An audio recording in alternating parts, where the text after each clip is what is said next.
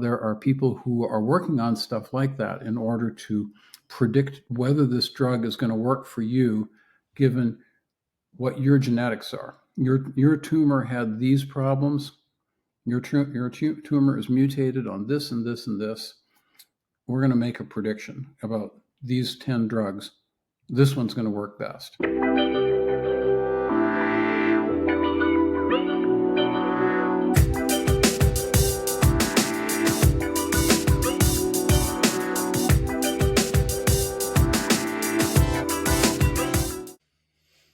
Welcome to another episode of Tools, Talents, and Techniques. This week, I am very excited to be joined by Mr. Dexter Pratt, who has a very distinguished background. So I'll let Dexter introduce himself. So Dexter, welcome to the show. Thank you, Dustin. So before we jump into the meat of things, could you just briefly say who you are and a little bit about what you currently do? Okay, good. Well, so currently I'm at the University of UC San Diego, actually in the School of Medicine. I do research there, and I've working back from where I am right now. I've recently taken a hard left to be pure research, and I'm getting my doctorate. Congratulations! Strangely enough, on my journey in industry, it was just never the right moment. So here I am, but I'm having a ball. The world changed for me with the generative AI coming out. That I suddenly realized that there were things I'd wanted to do for 40 years that I can do, and that it was so exciting. And so instead of retiring, I'm going to be doing research for quite a while, I think. All right. Well, congratulations. Soon to be Dr. Pratt. And a big part of why I was so excited about having this conversation is because I know from our previous conversations that you have been interested and involved in artificial intelligence for a very long time. Yep. So back in the 60s when I was a kid, I was just totally fascinated with robots and spaceships. But I read a lot of robot comic books, and then I got a little bit older and I read a bunch of Isaac Asimov, I, Robot. And as I was telling you earlier, somewhere there's a drawing by me when I was 7 years old, a schematic for a robot that actually had some kind of mechanism inside.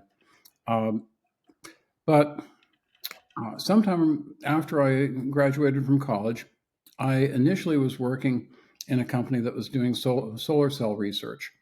And I was okay, but I had an epiphany one moment. I said, I've always wanted to do either robots or spaceships. NASA doesn't look like that much fun right now. It's a lot of bureaucracy.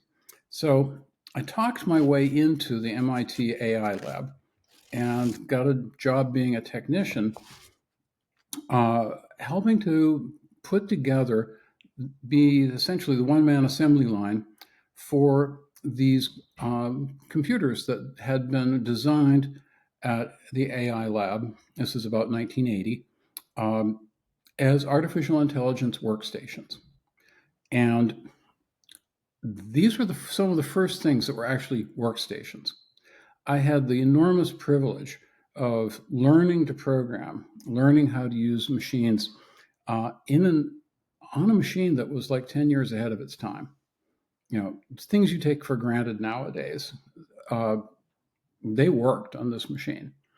And so that was great. And I got caught up in that startup company, one of two startup companies that spun out and tried to commercialize this technology. And it's an interesting set of stories about just how they almost had it in their grasp, both companies, and we didn't see what needed to be done. We were caught up in our mindset, and so they didn't make it. Well, hold on. Before we go any further, let's put a pin in that for a second. You're saying that you were working in an artificial intelligence lab at MIT in 1980? Yes. So before that, let's give the audience and myself a little background. So you went to college at Yale for undergrad, correct? Yep. What was your major in I was a chemistry major. Chemistry major, okay. And you had this And then you got in the.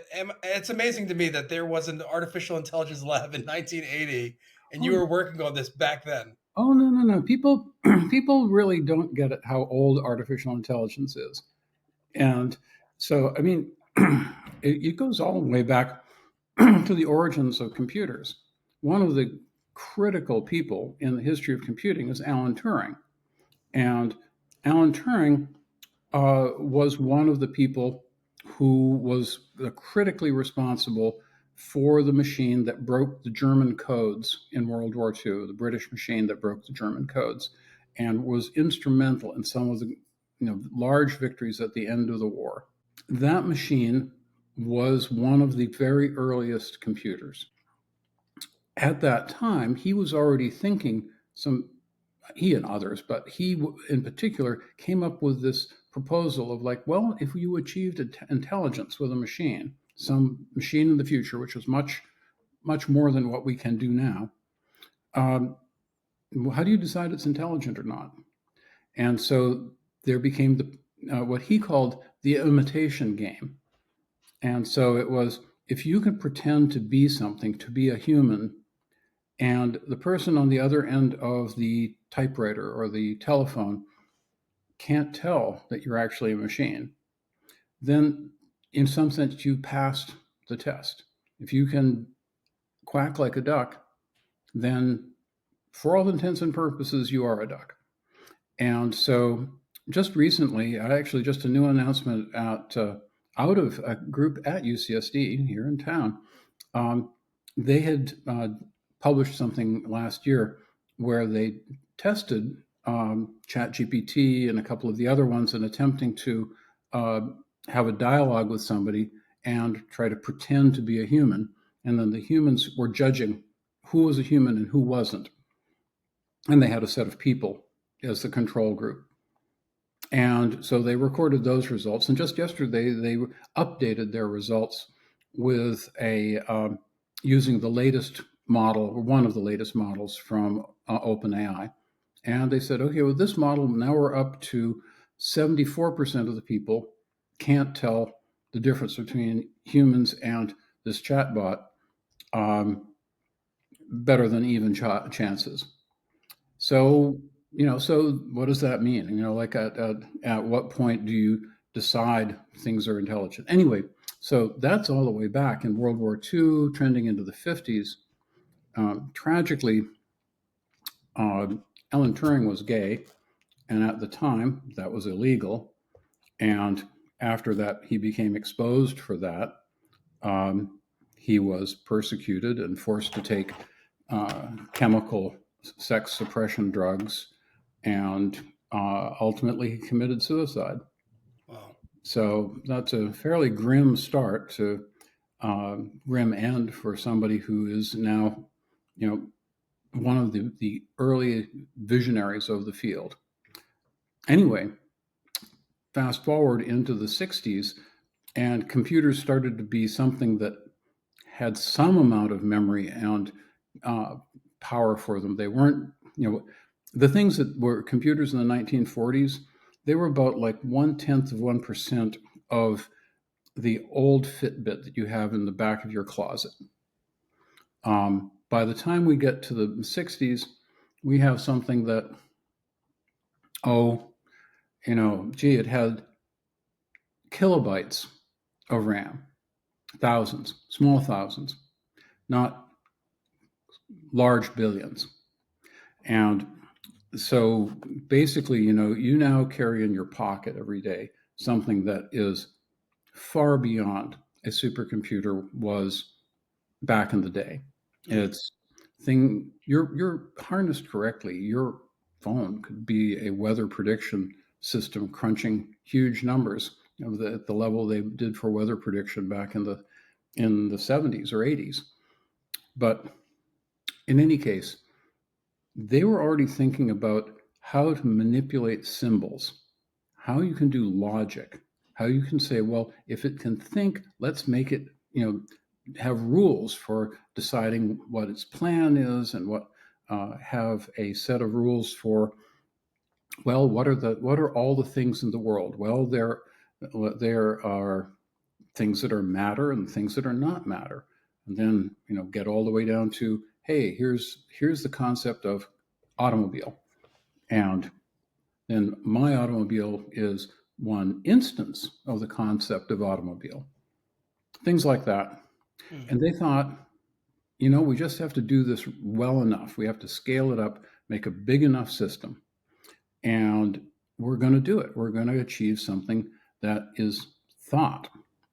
And one of the problems is that, well, let me start by saying, after I stopped working for that company that made this advanced hardware for running AI, I got a chance to work at a commercial research project in Austin, Texas, run by a guy named Doug Lynott, and who was in the early 80s, he was one of the people who was a great innovator in what were then called expert systems.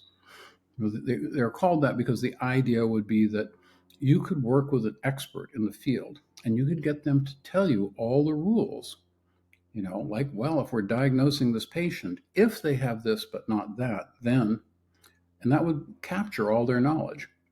Well, he got a chance to scale things up big. He got a pile of industry money. He actually got enough money that other people in the AI research community were they said nasty things about him because partly because they didn't agree with his positions and partly because they were jealous. Hmm. Um, so I got a chance to work on that project, and we ultimately had a a system that was, even with late 80s, early 90s computing, there were about 1 million objects in it, 1 million facts and rules.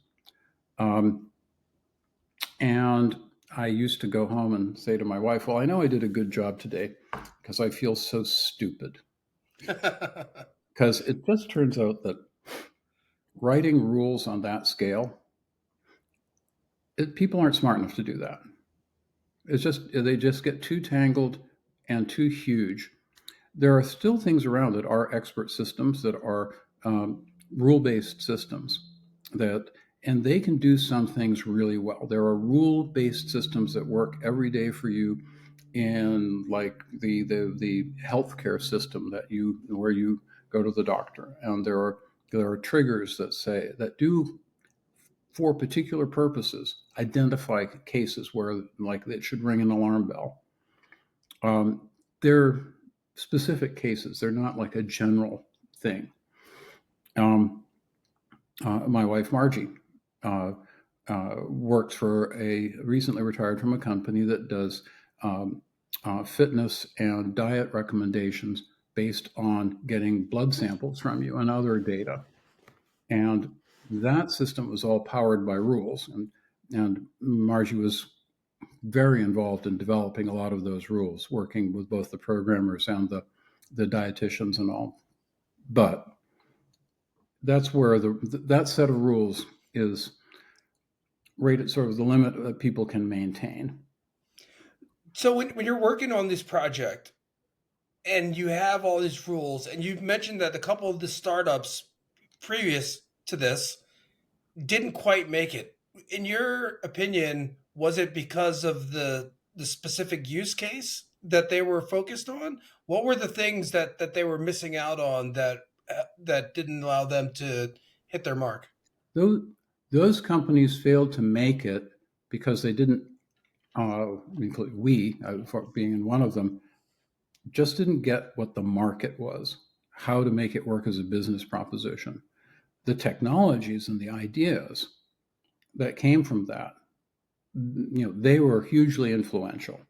And like I say, you use that stuff every day. There's parts of that were first, well, at the time I started with that, there was the research computer coming out of MIT and another research computer coming out of Xerox PARC, Xerox Palo Alto Research Center.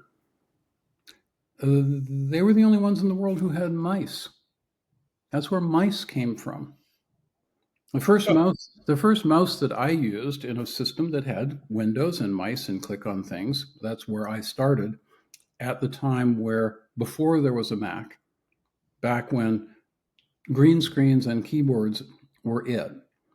And I was getting to learn how to do computing on a thing that had Windows system and mice, and that mice was built in a machine shop and was machined on a milling machine by hand. And so, so that's an example of something that came out of that technology. We were running a thing called ChaosNet to have the machines all connected together. Later, Ethernet, but this was before there was Ethernet. There was something that worked like Ethernet. So anyway, that was a bitter lesson when I got to go to this project, and we were trying to build this great thing that was going to be, like, we called it a common sense reasoning. It was going to be a massive common sense reasoning system. Today, you might say AGI, artificial general intelligence. And it just was like, nope, we're never going to get there. It's clear that people aren't smart enough to write these rules.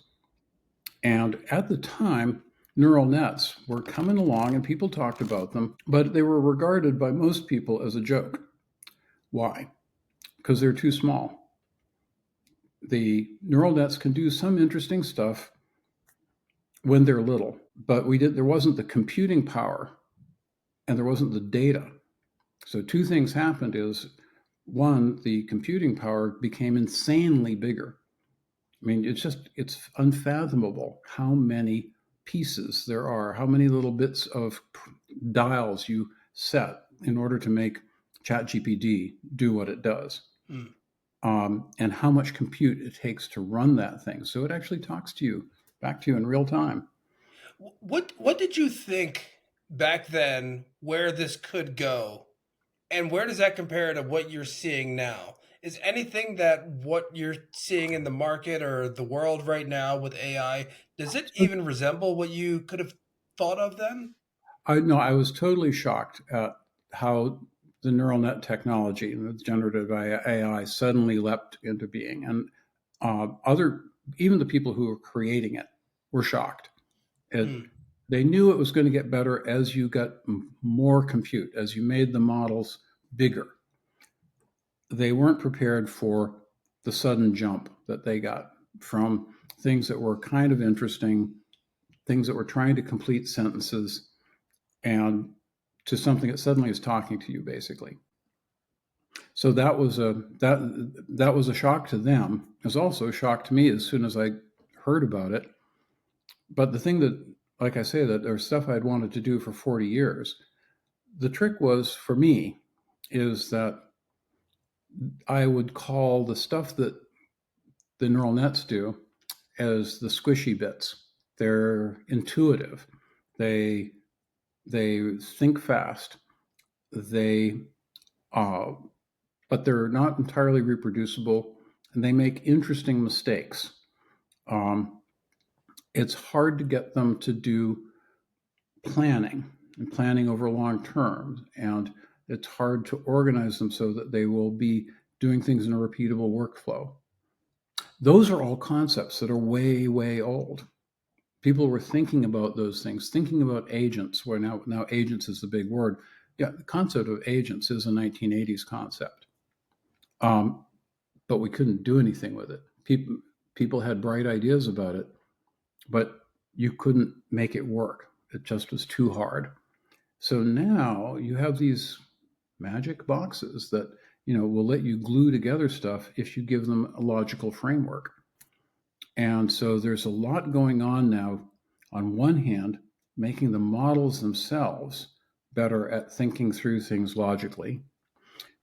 On the other hand, there's this whole array of problems that our people are tackling to have them continue to work, to remember who they're working with, what the problem was, what did you do last week. And those are really hard because, like, right now, Apple made a big set of promises last year about, oh boy, just you better get the latest iPhone because we're going to have all this AI in it and it's going to manage your life. It's going to be great. They've had a number of problems, but the critical point there is that you still don't, from them or anybody else, have a thing that's like in your hand where you just say, hey, look at what's my schedule, and do you remember what I was doing last week? And that's still not there. In principle, these things ought to be just like, you know, Jarvis for Iron Man, right? Mm. Um, some things they do are insane that they can do them, but we still haven't gotten that piece where they can kind of remember over the long term who you are and what you're doing. And so that's where things are really getting. There's a lot of work right now that are is pushing that direction. As soon as people start cracking that, there's a bunch of things that are going to happen very abruptly once they get past that threshold. So Microsoft also was trying to say, oh, we'll have Copilot everywhere with you. Mostly Copilot will summarize your, help you write something, summarize your emails, but it won't be your assistant in the sense of like having a human assistant who comes along and makes your life better by remembering everything for you and doing things for you. But it's coming. It's very hard to know quite when they're going to crack it.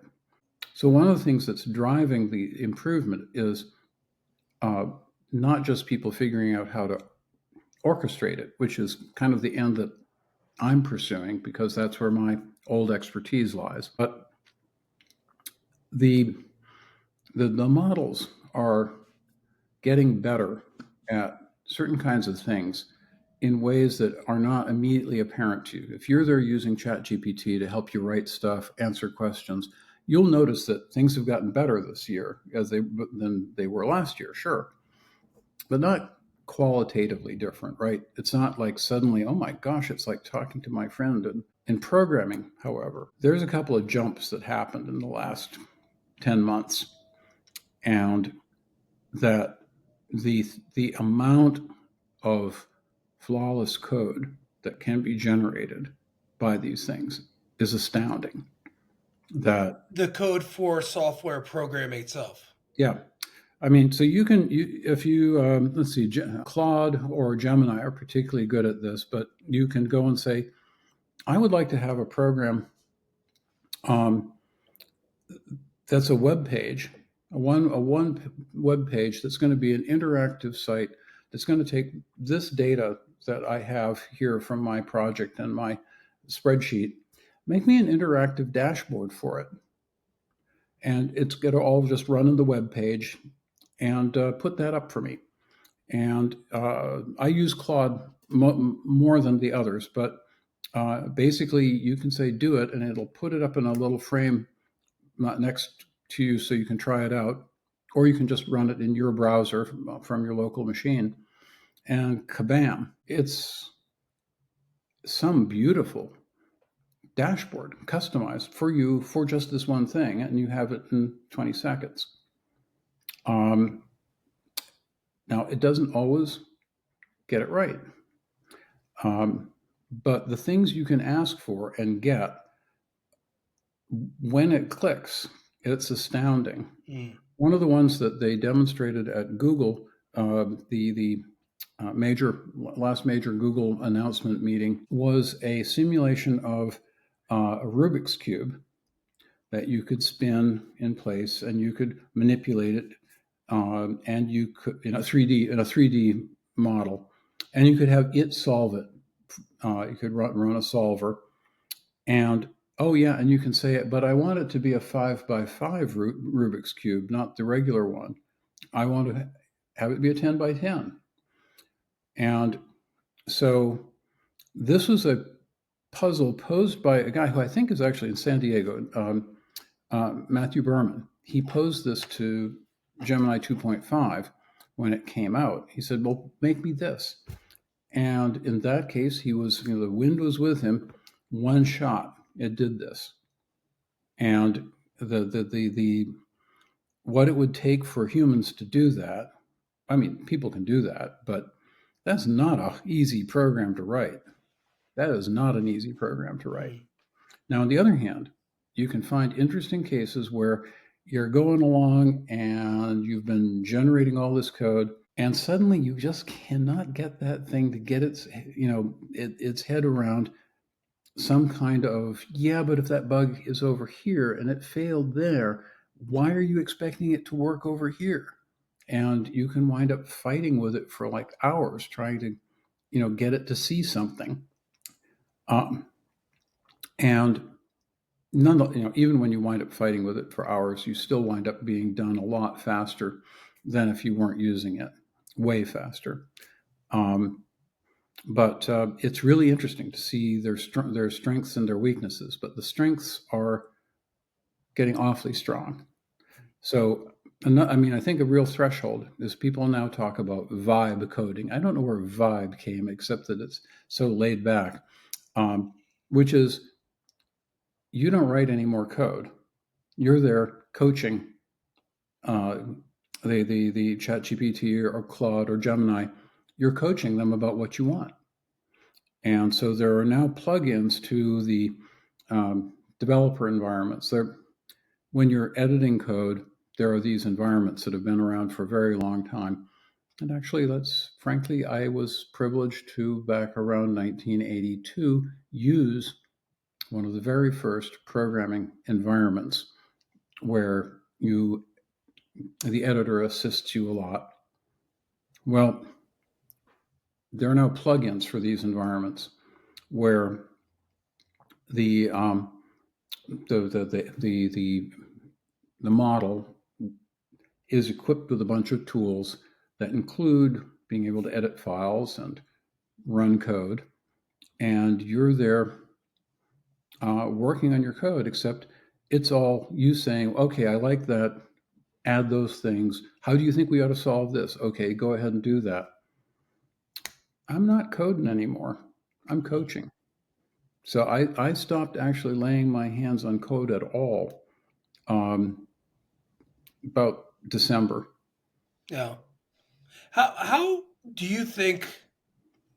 Where do you see the biggest impact of AI and what you've seen? Where do you think it's going to show up the most in the relatively near future? That's a big question. I know it Yeah, seems yeah. to Well, touch so many different things. like I say, it depends so much on like when certain thresholds get crossed. Mm. Um, I think about this a lot. But I took a AI course through Cal Berkeley 2 years ago, okay. and it was amazing because I've been interested in it for a while, nowhere near to the extent that you've been involved in it. But from movies, from 2001: Space Odyssey, I've always had this interest in it. And when it really started to show up, I was like, I want to learn more. And one of the fun things about taking that course was seeing how people in other industries were thinking about it. Mm-hmm. People from the healthcare sector, people from advertising and marketing and economics, and there were just so many people that were like, this is my thesis and this is what I want to work on and how what I want to build, from all different walks of life. And almost every single one, I was like, wow, I never thought of it like that. I was looking at it mostly from a commercial real estate standpoint. But when I started seeing the people that are in medicine and finance talking about it, I was like, whoa, okay, this is very, very powerful. So I know it's a big question, but I'm just thinking from what you see and your knowledge, what do you think is going to happen next? Well, there's okay. So there's boring stuff that I could say that obviously, if I'm getting so much productivity, that means that it's a bad time to be a junior programmer. I don't want a junior programmer anymore, right? If it takes more time for me to explain to them what I want than it does to explain to those things, then it's not helping. But let's have something more fun that would to think about. I think first of all, uh, we're right on the brink of having the artificial friends world being cool and dangerous. That the name of the company, rats. I'm not really interested in this, but there's a company that's producing avatars that you can talk to. You build your own interesting friend to chat with, and they've been getting traction with teenagers. And there's a lot of peril there, right? That why should I learn how to make friends if I can have an entourage, people who always think my jokes are funny, um, and everybody can have their own virtual entourage. And the thing is that just now, I think that company just started having not sort of a chat interface with a picture, but actually starting to have a an avatar that and I think they're right on the cusp that these things are going to start talking to you, and I think that a younger audience is maybe much more forgiving about having it be glitchy, maybe not a perfect human simulation at first, so that and not necessarily being always logical. That's okay. We're just having a chat. It's okay if my friend is sometimes a little ditzy. Well, that's potentially really psychologically isolating. All the problems where you have people who get obsessed with their video games and wind up cratering. Yeah, I think that's an issue. So there's one that I think is really on the cusp of becoming a big thing. Mm. And the stuff, if you look at what's just now, the problem with all the generated video clips that people have been seeing, that there were the problems where yes, you can generate something, but you can't get character consistency from one video clip to another. I'm trying to tell a story, but I can't get that same character each time. So that's being huge amounts of progress are made on that. Or it's like, well, you're only generating me 10-second clip. And there are just a couple of products out this weekend announcing new breakthroughs in how long a clip they can generate and keep consistency. Um, so those things are coming, and exactly who puts what together first in what way, it's going to be more like social organizational issues that are going to take a little while for them to percolate out. But I think there's going to be a lot of demand for that. Then, but along those lines, as a practical matter, it's probably not a great time to be somebody who makes their living as a telemarketer or as a support center phone bank person, because these things are going to be better. I think that phone bank operations in India they're going to be in deep trouble. I think I expect those to, because people really hate to have to deal with an accent, right? So you have all these people saying, "Oh yeah, and we're good because our support centers are all in the U.S." Well, now both of them are in trouble. There will be very inexpensive things that can do your phone support. How much they can do, like how much can they really solve?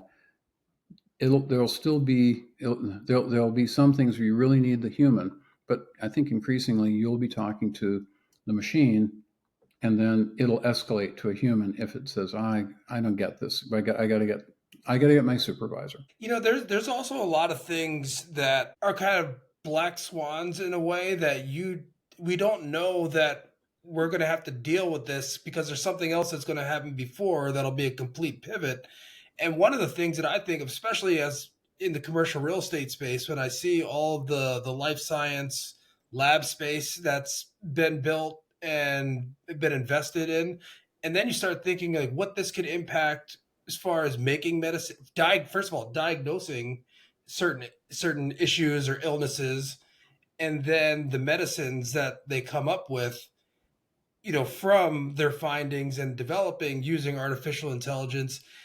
And then maybe that lab space isn't needed for this purpose, but different types of space will be needed for whatever it is, for actually storing the drugs, or maybe they're so efficient so you don't need all that space. And there's just so much going on and how this is going to impact everything. It's hard to know what's next because the next thing could be a complete paradigm shift for everything.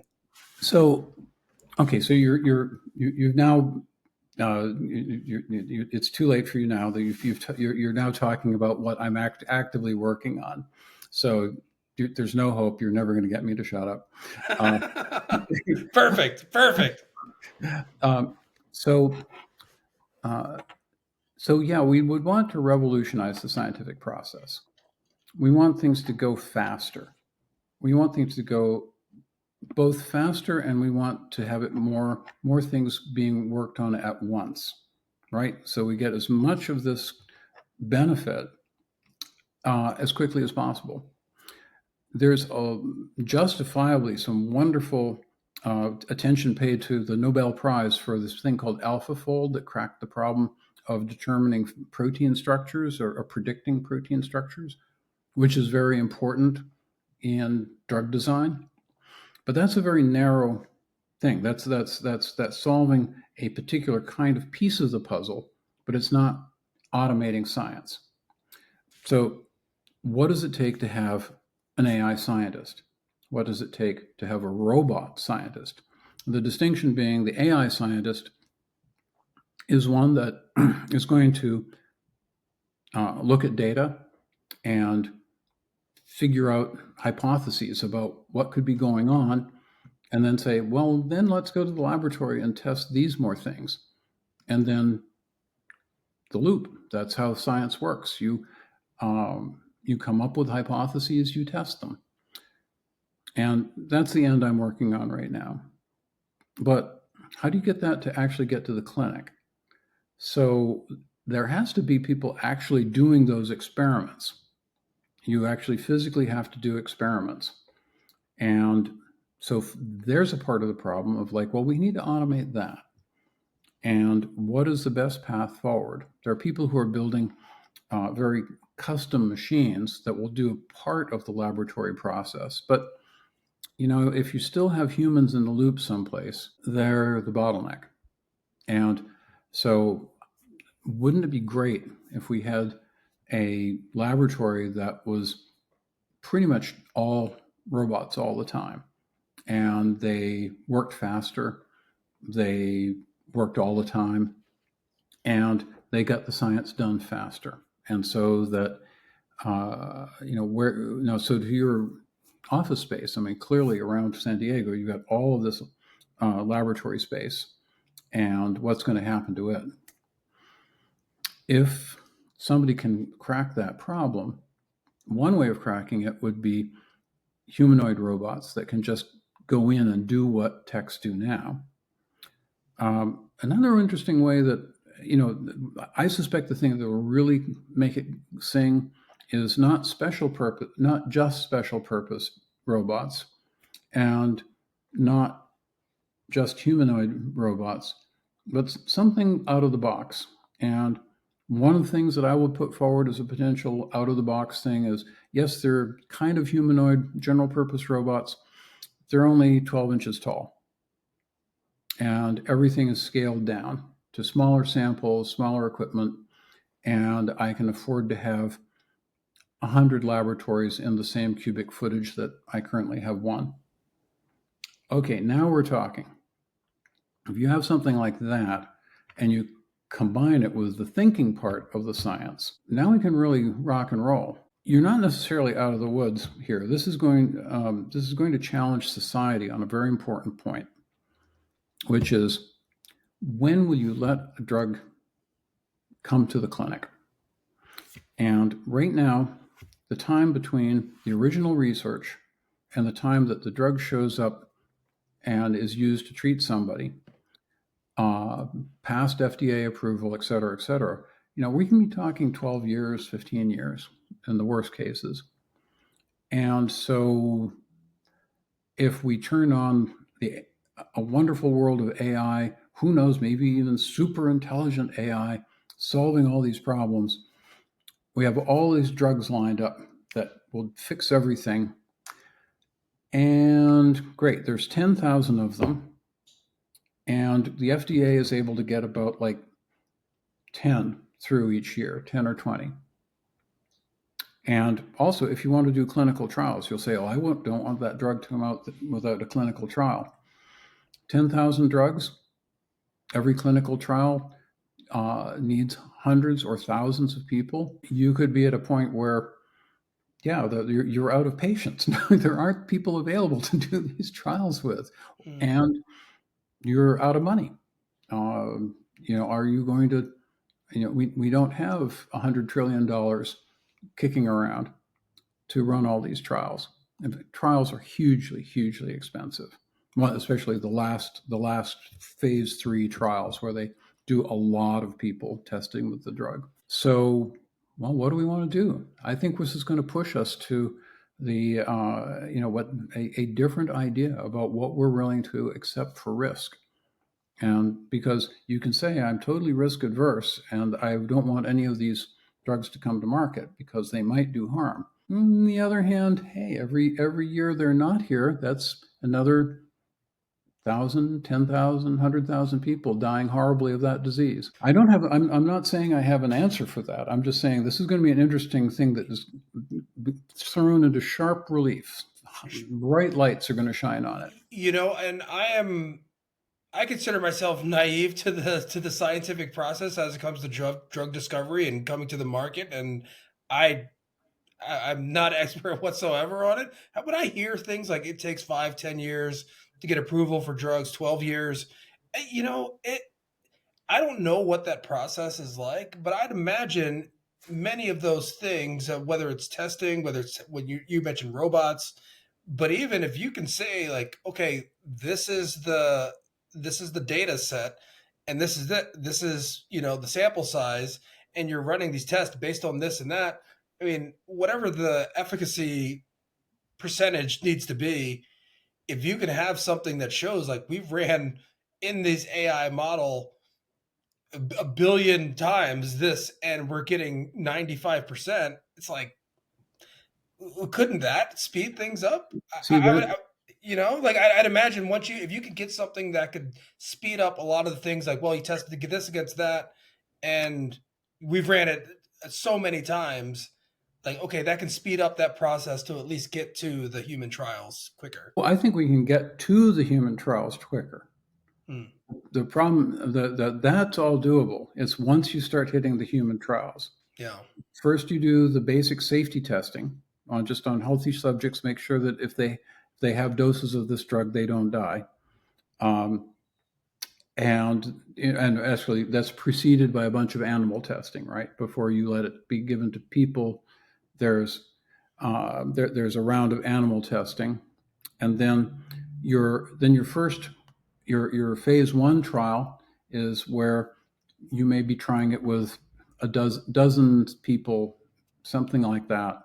And if it's promising in that, if it shows a significant effect, then you get a chance to go on to phase 2 and phase 3 trials. But for a major drug, um, the phase 3 trial can, this we could be talking a year, 2 years, and um, gee, you know, $500 million. So, pharmaceutical companies, I mean, right now we have a problem in the US that our payment method for drugs, there isn't a central negotiation point like there is in single payer systems.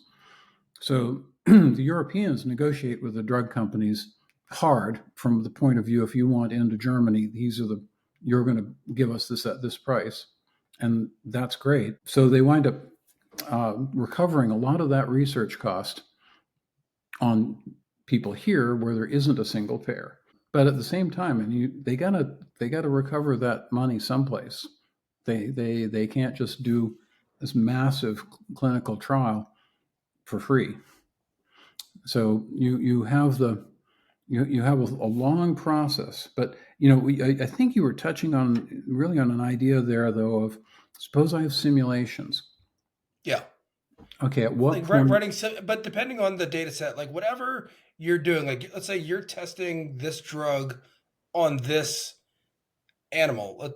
Let's call it, lab rat or monkey. Yep, yep. So like you're testing that, but if you can somehow have the data set of what the lab mouse is and this drug, and you have that, and you can run those tests a certain number of times, but maybe that's about the genome of the mouse or No, something? you're. I think you're exactly on the right point. That in the in the past, animal testing's been really important, but there are also massive disconnects.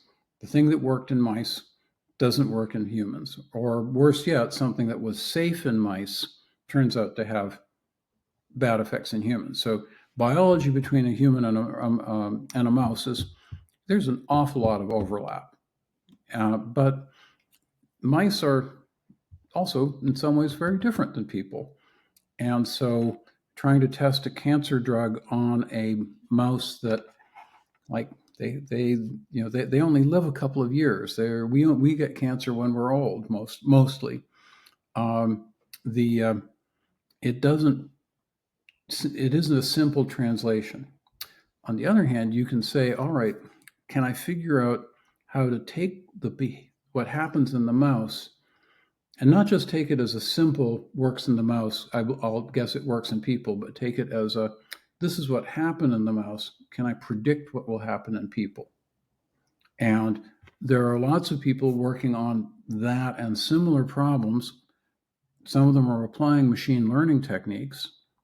In fact, there's people in my lab, or not that it's not my lab, but in the lab I work in, there are people who are working on stuff like that in order to predict whether this drug is going to work for you, given what your genetics are. Your tumor had these problems.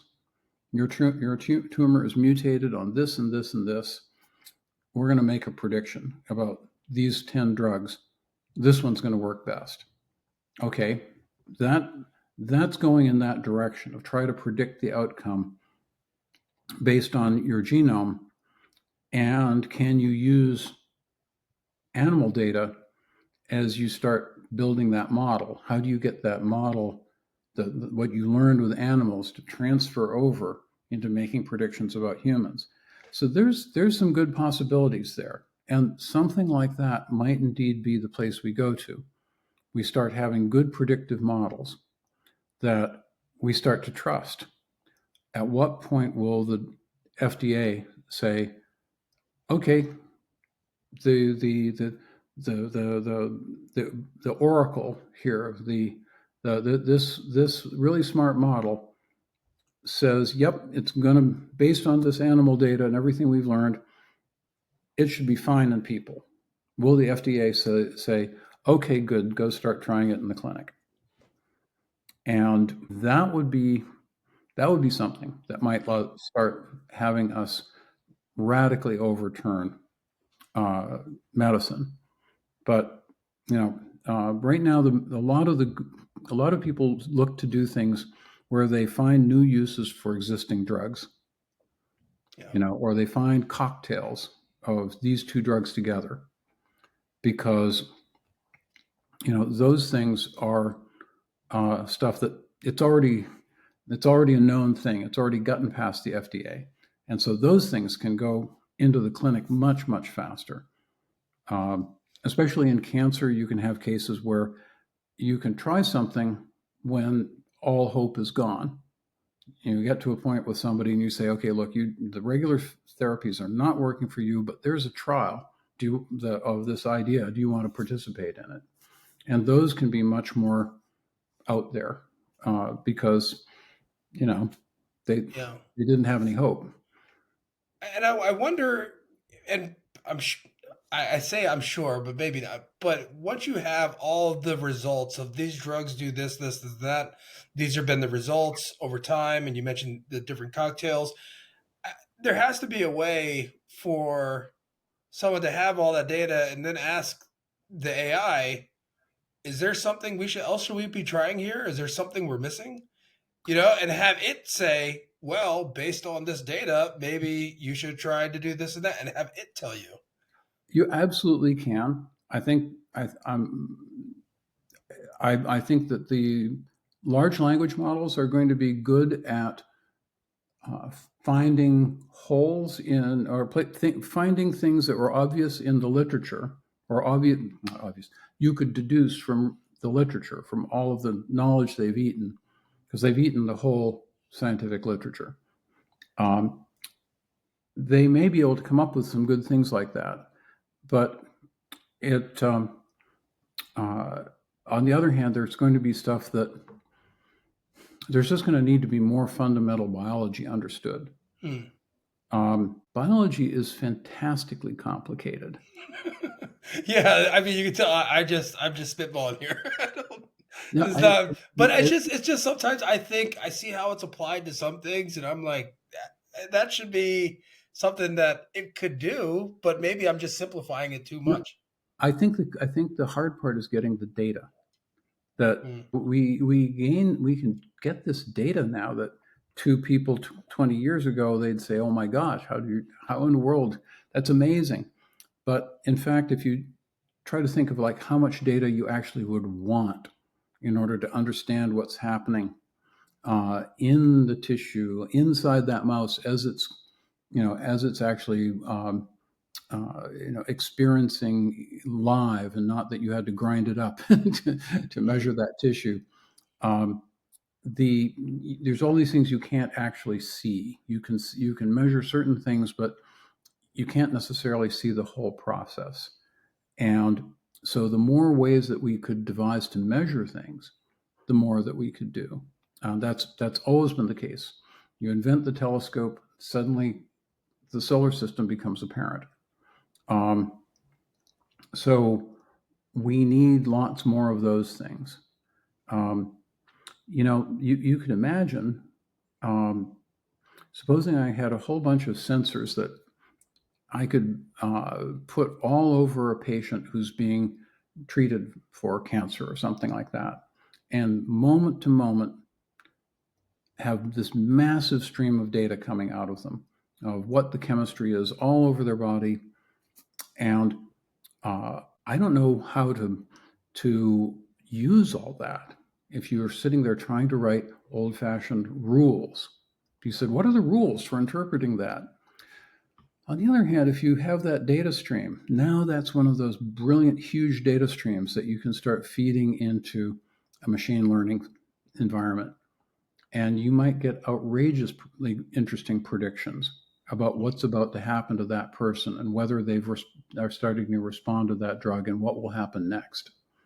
And so those are places that I think are really important to get to, is to say, how can we take a whole bunch of data, wire somebody up affordably and not too invasively, so that we have the training data to then have these systems maybe make brilliant guesses about us. So that's one thought that I have yeah. about that getting the right data to have the machines learn the biology in a way we can't.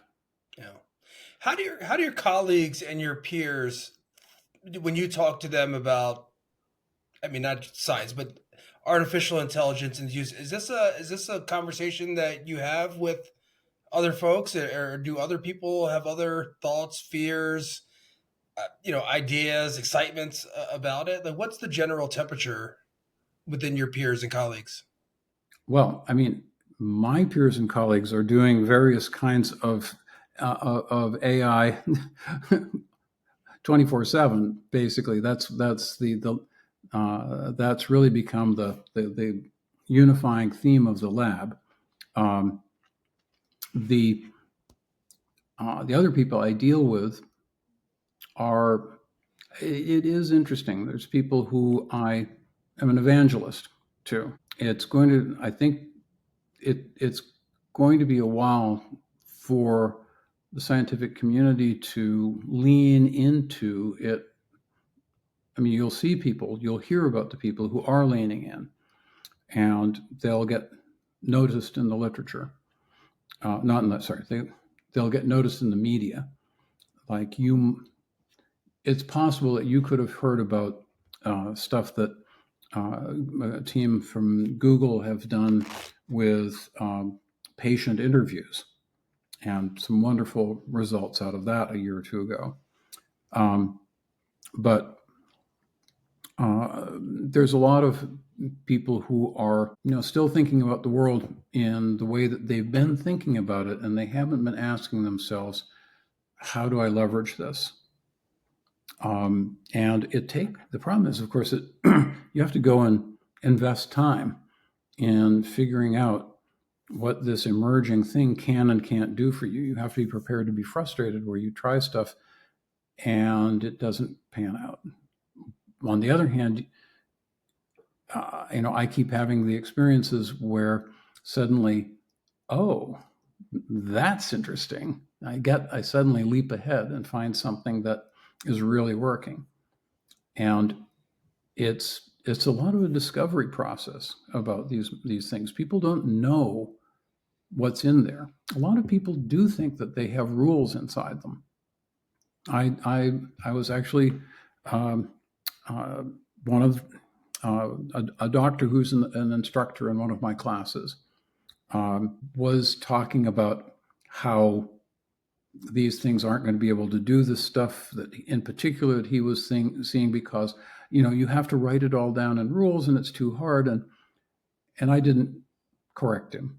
It was like, no, that's the whole thing. These don't have rules inside them, and they still can't do everything by any means. But that's not the reason why they can't. The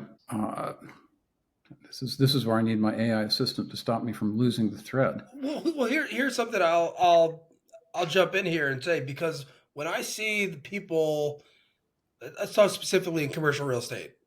I was Okay. at a conference a couple weeks ago, and somebody was giving a talk on AI, and he'd been working in it for years, specifically to the real estate industry. And I was amazed looking in the room with people that just either it was going over their heads or they weren't thinking. But a lot of it is just because I think people specifically that have had success in their careers, and or they've just been doing things a certain way that don't aren't necessarily curious or looking for how to make things better, because if it ain't broke, don't fix it, right? Like, they've been doing Mm-hmm. well in their careers and doing things this way, and they hear about this AI stuff and they're like, yeah, okay, okay, yeah, it's cool, neat, right? But like, they don't see like how it is transforming so many things. So that's why I'm interested to see like what somebody in that university science setting feel, and it seems like, based on what you're saying, it's a very similar mindset. Like, this is the way they do things, and they've always done these things, and you're introducing this new technology that I'd go say it's beyond technology. It's a paradigm shift, and they don't necessarily see it because maybe they've just been full steam ahead in their way of thinking. It's very it's very uneven. There'll be people who are early adopters on some things, but they won't be. They'll they'll have decided that it can't do that, or that's or they'll try something, and they won't. They will say, well, it didn't write that up very well, or that piece of code had a problem in it, and then they'll walk away. Yeah. And instead of saying, wait a second, this is amazing that it did what it did. What are the things that it can do for me now, and where can I get a big multiplier effect? And I am, well, I told you at the beginning how, like, this has been what I wanted all this time, right? Yeah. Yeah. So I'm, That's why I've I, been so I, excited about this. Yeah. I'm motivated to go and play with these things and break them and find out the things they can't do, and then be thrilled when they do something. So, I mean, I had something this morning. I'm onto a different plan for how it's not exactly prompting. It's sort of like prompt structures. Um, and it started doing something really good for me. And I, I got goosebumps. Hmm. And it was like, oh my gosh. And I'll see whether I'm going to tell you that this panned out, next time we talk. I mean, I may say, well, yeah, I felt the goosebumps then, but that particular thing didn't pan out. But it You go through these moments where suddenly you get a lot more than you were expecting. Yeah. And I, so I think to shift the paradigm to you, I don't know enough about your field to say what would really be a game changer. But you're here at a point where you do know what's important in this field. So ask yourself, if I could have what I wanted, what would blow the doors open here? What would change? What would be a disruptive change for commercial real estate? What are the bottlenecks? What do people really want out of commercial real estate? Um, uh, a- Asking it that way, and then saying, well, let's see whether these things can do part of that for me or all of it. Ask the question. Yeah, And well, I do. And sometimes it feels like with what I'm doing, it feels like in a way at first I thought it was like it feels like I'm flying a spaceship when other people are driving a car. But it's mhm. more but sometimes it feels more like oh, I'm flying a spaceship and other people are riding a horse or something because I I often look for things that this I try to turn a complaint that I have into a solution. I'm a very well, why is this so slow? Why is that taking so long? How can I Yep. do this faster? And then I look to the resources available.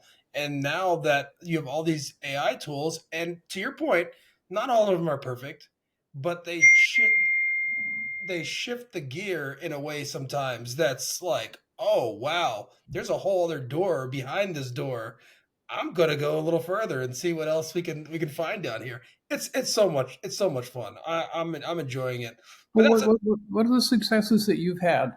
Name something that was a great moment for you that really felt like you were on the spaceship. oh man. Well, okay. First, just I'll say a couple of things. One, just even structuring my thought. Like if I can put something down and I can write out, and this is a very baseline level. If I can say like this is what I'm thinking, this is who I'm talking to, this is my idea, this is what I want to convey.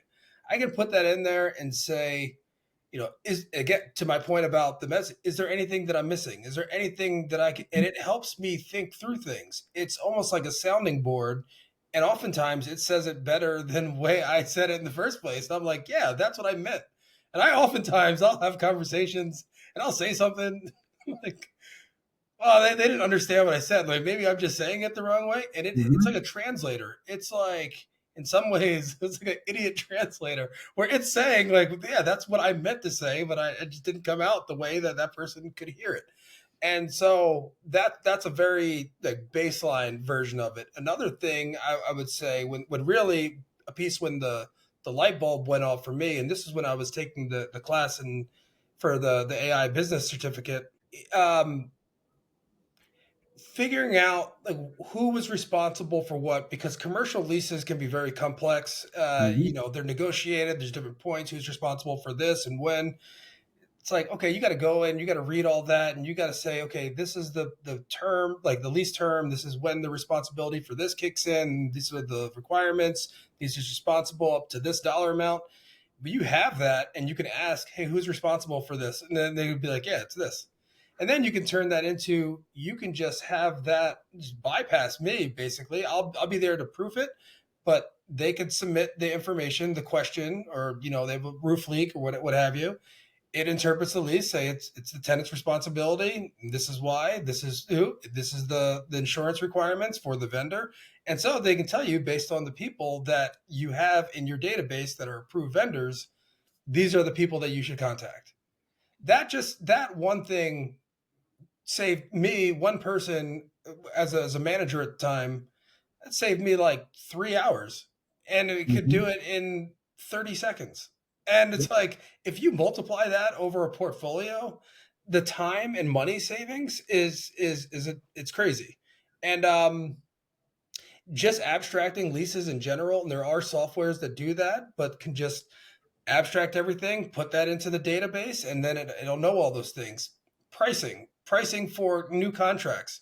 If you know what that, and this has been really fun for me because sometimes, like, why does it take so long to get a proposal to a client? If you know what type of property is, how many, the square footage, the location, the type, the occupancy rate. Why does it take so long to figure out what that is? And now you have that data set, and someone says, "Hey, I got this retail center with this many tenants." Like, boop, you know exactly how much it's going to cost. You know exactly how much it should cost. You know exactly how much it costs in this area versus this other location. And it's mostly for me. I've seen the light bulb go off for me is in the time savings, Yeah. and that's time is money. Yeah, I mean there's so many more things. I use it. I use it for everything. I use it for editing podcasts. I use it for drafting ideas and thinking through things, but also helping proofread things, everything. Mhm. Yeah. It's amazing. It's amazing. And so, yeah, so when I said, like, how are you not using this? Yeah. How are Really. you not using this? Like, I don't get it sometimes, but that's okay. I'll tell people, and sometimes people are like, well, how did you do that? How did you do this? Even, you know, everyone knows that there's other things. Here's another one. That you can have like Zoom meetings and it'll take the transcript and then it'll give you the summary. Well, Yep. also, you can do that in other methods where you can just use your voice recorder at a meeting or a lecture, have it record it, and then just take the transcript and say, summarize this for me. And it knows me and knows how I like things and what bullet points and what format and all that stuff. And it'll just give me all the notes. Yeah, it's amazing. So I'll tell you a couple of them that are like that. That have been amazing for me is at I'm often going to these various talks and seminars, and people are presenting stuff. And first of all, there's a reason I'm a graduate student. There's whole chunks of this stuff I was never trained on that I'm learning now, which is really fun. But that means that there's stuff in these presentations that I'm there saying, okay, I didn't quite get that, or even I'm lost. And now I can use my phone and take a picture of the slide that they're on directly into ChatGPT or into Claude and have it explain it to me. And it just based on those pictures, you can get explanations of really hard stuff. Mm. And that you can later when you have more time, if you really wanted to know it in more detail, then now you can say, okay, now I have time. Really explain it to me. I didn't get all of those terms. First, explain all of that. Oh, I still don't get it. Make me an interactive simulation of that to show so I understand that point. All out of just taking the pictures of their slides. Yeah. It's astounding. Um, but in the real estate related thing, and just not your piece at all, but just uh, OpenAI released that really beautiful new image generator that can do that everybody was doing Studio Ghibli um, Ghibli versions of themselves. Um, so we're buying tile for the kitchen, and I just took a picture of the kitchen. And then we go and look at various tile samples, and I'm saying, okay, like we're going to paint the wall light blue, and let's see what this tile looks like in our kitchen, and this swap this tile in to this picture. And there've always been people trying to do augmented reality stuff to do that kind of stuff for you, or there have been special purpose programs, but this is just like it's this random thing that I have on my phone all the time now, and it did a pretty good job of helping us figure out how well. Like there was some tile that looked good, we really liked it in the store, and the simulation convinced us that, oh yeah, that would be a bit much if we put it in our kitchen here. Let's not go there. Yeah. So uh, just little things like that, the little conveniences like that are astounding when you step back and think of it. It's been a lot of fun playing with all these things, and I know there's going to be some big let's call them repercussions from this, from employment, and again, we go into the black swan pieces, things that we don't know yet. And I understand that, and I try to be cognizant of that. Also, in the meantime, it's so fun to see like this new toy, this new intelligence. Like it really is. Yeah, It's like a new toy, but a new friend, a lot of things, and it's been really exciting to see. And every day, it feels like I find a new use for it, a new way to test it out, and yeah, it's exciting. It's exciting. So what you've been working on for and thinking about and working for over 45 years now is it's happening. So I'm sure it's you're very excited about all this. well, I'm so excited. I just you know time slips by while I'm at the computer working on the good stuff. Yeah. It's just amazing. Um, yep. Well, Dexter, you've been very gracious with your time. Thank you very much, and congrats on your success. And now getting your doctorate again. Congrats again. That's a really big step, and very cool. Congratulations. I thank you very much for inviting me, and it's been fun talking to you. Yeah, it's been fun. Take care. Yep. Take care. Bye bye.